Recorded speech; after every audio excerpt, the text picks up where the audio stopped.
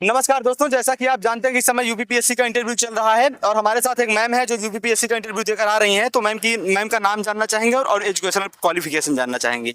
मेरा नाम नेहा तोमर है और मेरी एजुकेशनल क्वालिफिकेशन में मैंने बीटेक और एमटेक किया है इन कंप्यूटर साइंस एंड इंजीनियरिंग। कहाँ के रहने वाले हैं ma'am? Mathura district. Mathura district के। उसके बाद अभी आप कहीं पोस्टिंग है या नहीं? जी मैं पोस्टेड हूँ गुवाहाटी में, गुवाहाटी रीजनल मेट्रोलॉजिकल सेंटर में। कौन सी डेजिग्नेशन है मैम? ग्रेड पे क्या है? मैं 4200 ग्रेड पे कार्यरत हूँ। साइंटिफिक असिस्टेंट मेरा डेजिग्नेशन है। जी मैम, यूपी में एसडीएम क्यों बनना चाहती हैं? डीएसपी ही क्यों बनना चाहती हैं? मैं सिविल सर्विसेज में इसलिए आना चाहती हूँ ताकि मैं अपनी नॉलेज को for the betterment of the society use कर पाऊँ। आपको हॉबी से लेकर कोई क्वेश्चन किए गए मैम? जी, मेरी हॉबी पोइट्री थी, तो उन्होंने मुझसे कहा कि आपने कोई अगर पोइट्री लिखी हो तो आप सुनाइए। मैम यहाँ भी सुनाना पड़ेगा। ओके। भारत नहीं सिमट जाता सिर्फ हरे घास के मैदान में, न दक्कन के पठार में, न थार के रेगिस्तान में। भारत नहीं बसता मात्र हिमालय और पहाड़ों में, न गंगा के दोआब में, न गोदावरी की गोद में। भारत तो भारत बनता इन सब के मेल में, अलग बोलियों और वेशभूषा के परस्पर सम्मान में। भारत को लेकर आपने पोएट्री सुनाई है मैम, तो भारत देश के बारे में क्या कहना चाहेंगी मैम? प्रोग्रेस कर रहा है, नहीं कर रहा है, पहले से सुधार है, नहीं है? आपकी क्या फीलिंग है? नहीं, डेफिनेटली इंडिया पहले से सुधार कर रहा है। कुछ एस्पेक्ट्स ऐसे हैं जिसमें अभी हमें और काम करने की जरूरत है, पर डेफिनेटली इंडिया इज प्रोग्रेसिंग।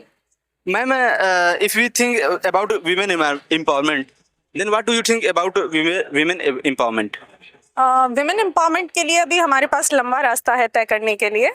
अभी सबसे पहले तो देखा जाए तो यूपी में तो साक्षरता ही इतनी कम है विमेन की, तो उस पे काम करना अभी काफी बाकी है।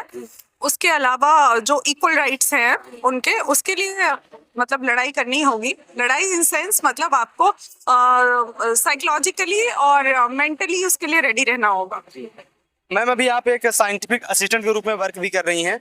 ये बताइए, एसडीएम बन जाती हैं तो उन कार्यों को, जो साइंटिफिक असिस्टेंट वाला वर्क है, उसको यूपी में तहसील लेवल पे कैसे इम्प्लीमेंट करेंगी आप?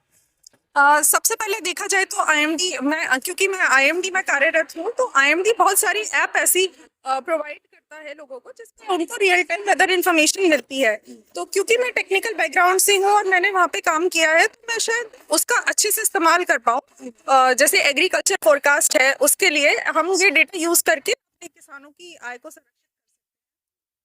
एग्रीकल्चर में क्या सुधार करना चाहेंगी मैम? एग्रीकल्चर में सबसे पहले तो देखा जाए तो बहुत होते हैं, कनेक्टिविटी नहीं है, सप्लाई चेन की भी दिक्कत है, उस सब पे काम किया जा सकता है। मैम, अभी आप इंटरव्यू देकर आ रहे हैं, तो ये बताइए, इंटरव्यू में बोर्ड का था, कौन कौन से सवाल किए गए?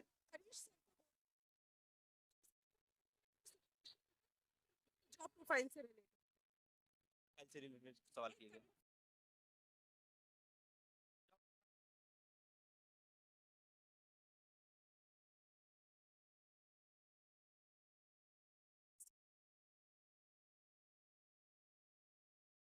वेदर फोरकास्टिंग कैसे होती है और आप उसके बारे में थोड़ा बताइए हमें। कास्टिंग के लिए जो सबसे प्रोसेस